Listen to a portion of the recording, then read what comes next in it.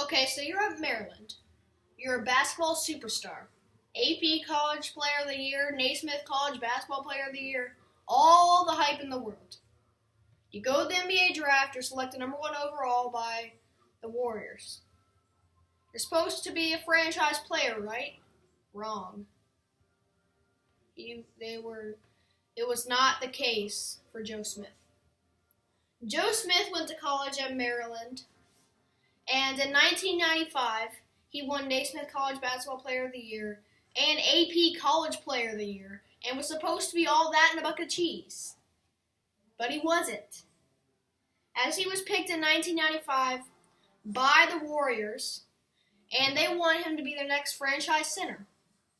And he was supposed to lift their team off the ground, maybe even get to the playoffs, and even if they can get stars to come over there to win a few championships. They were very sadly mistaken. From 1995 to 1998, the Golden State Warriors tried him out and saw if he would become a franchise player or not. His first season, he did pretty good, averaging 15 points per game. And the Warriors thinking, okay.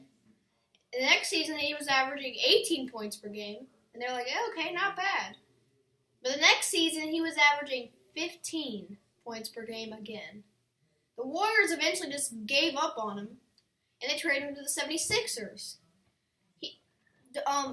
Joe Smith, he was just playing his usual self, 15 points per game. And then the 76ers gave up on him as well. And so Joe Smith was traded to the Timberwolves.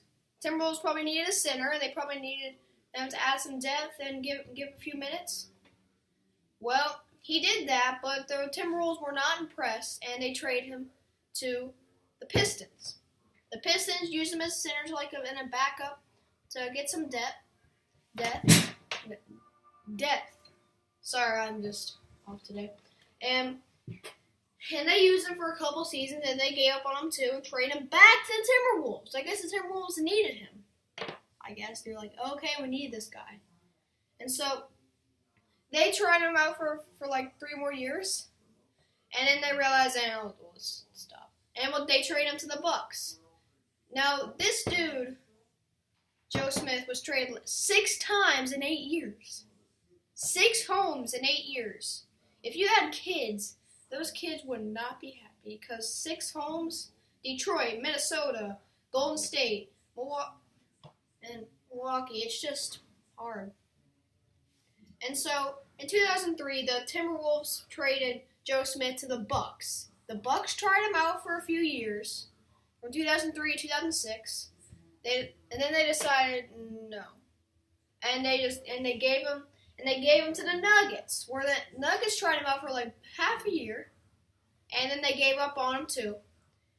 Then giving him back to the 76ers.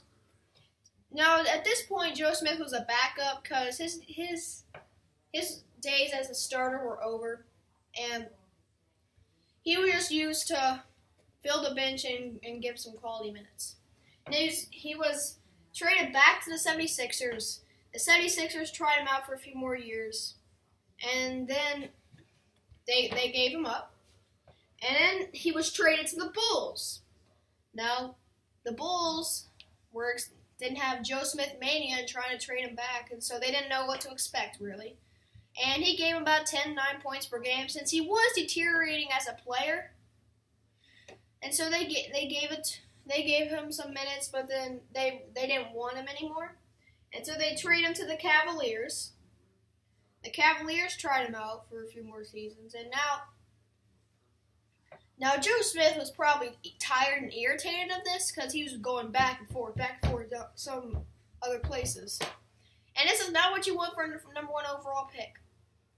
Joe Smith would probably want to stay with one team his entire year, but instead he has to go all over the place.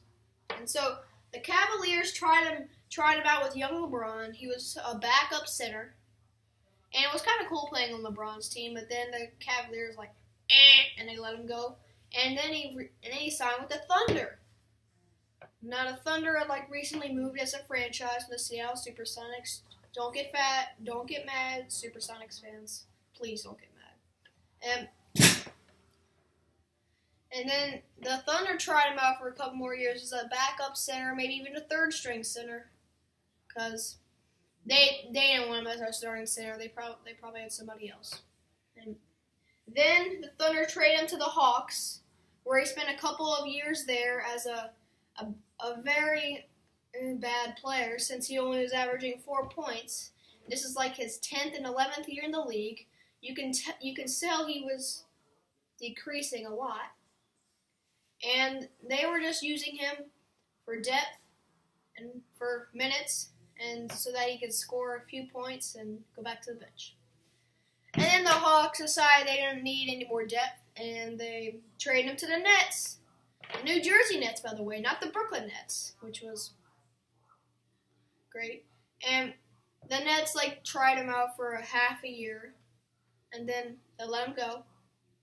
And then Joe Smith went to play for the Lakers, and he got a ring, which is good for a man who was going up and down and up and down and up and down. And now, as you can count, this man was traded 12 times for a number 1 overall pick. That's just that's crazy, man. You're supposed to be a franchise player, supposed to turn your team around, and you're a number 1 overall pick, and you can't do that. That's just, I don't get that, man. But Joe Smith had career averages of 10.9 points per game, 6.4 rebounds per game, and 0.8 blocks per game. So he was an okay center. He peaked at the beginning of his career, and then at the late in his career, he just went down and down. But at least he won a championship. He was part of the NBA All-Rookie First Team in 1996, and so at least he has that. And the dude made millions of dollars. He can live with his family now. He can coach kids. Just living the dream. And I feel for this guy, because I just feel bad that he has to go from place to place. And I feel bad that he has to encounter new teammates. Like, I wouldn't want to move from state to state. That's just not me. And Joe Smith was an average player.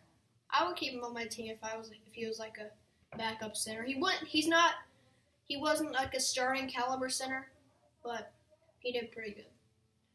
Now, thank you guys for watching. I hope this enjoyed you. I hope you enjoyed this. Sorry, I just have a lot of stuttering problems. And hope you enjoyed this, and I'll see you later.